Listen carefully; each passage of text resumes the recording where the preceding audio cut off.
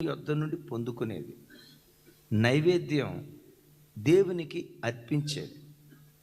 మరో రకంగా చెప్పాలంటే అర్పించేది ఆహారమే కావచ్చు, వస్తువే కావచ్చు, పదార్థమే కావచ్చు, దాన్ని నైవేద్యము అంటారు. ఆకాశం క్రింద భూమికి పైన కొన్ని వేల లక్షల మతాలు ఉన్నాయి కదా. వారు ఆరాధించేటువంటి దేవుళ్ళకు ఒక్కొక్క దేవునికి ఒక్కో రకమైన ఆహారం ఇష్టమని ఆ ప్రజలు ఎరిగి వారు ఆరాధించే దేవుళ్ళలో కొంతమందికి అరటిపళ్ళు అంటే చాలా ఇష్టం అట.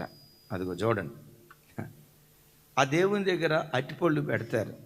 ఎందుకయ్యా అరటిపళ్ళు పెట్టావంటే, అయ్యి బాబోయ్ మా దేవునికి అరటిపళ్ళు అంటే చాలా ఇష్టం అండి, నైవేద్యంగా పెట్టేవండి అంటారు. మరి కొంతమంది దేవుళ్ళకు పాయసం అంటే ఇష్టం అంట. మరి ఇంకొంతమందికి లడ్లు అంటే ఇష్టం అంట. ఇంకొంతమందికి అచ్చం కోడి లెగ్ పీస్ అంటేనే ఇష్టం అంట. ఇంకొంతమందికి రకరకాలుగా వాళ్ళు ఆరాధించే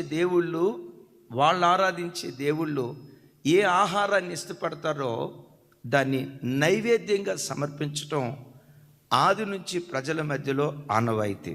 అయితే మరోసారి మాట చెప్తాను, లోకంలో ప్రజలందరూ అనుకుంటున్నట్లుగా దేవుళ్ళు లేరు, ఒక్కడే దేవుడున్నాడు.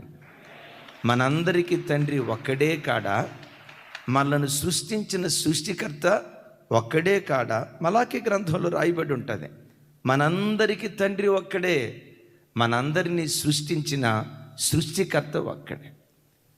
సో ఇది వింటున్నప్పుడు నాకు ఒక డౌట్ వచ్చింది. లోకంలో ఆయా ప్రజలు ఆయా దేవుళ్ళని ఆరాధించేటప్పుడు మా దేవునికి పాయసం అంటే ఇష్టం, మా దేవునికి సేమియా అంటే ఇష్టం అని వాటిని సమర్పిస్తారు కదా. మరి మన దేవునికి ఏమి ఇష్టం అయి ఉండొచ్చు?